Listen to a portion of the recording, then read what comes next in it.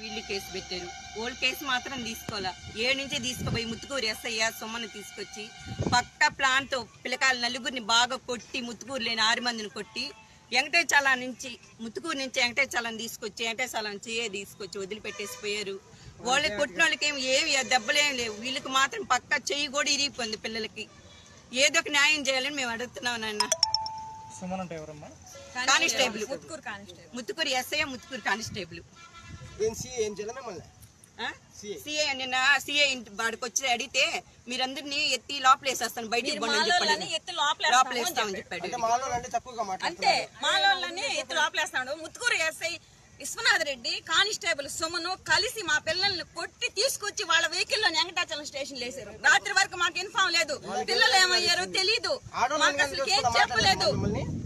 ఆడోళ్ళని కూడా చూడట్లేదు అసలు పోలీసు వాళ్ళు. ఎక్కడికి పోతే మాకు న్యాయం జరుగుతుంది.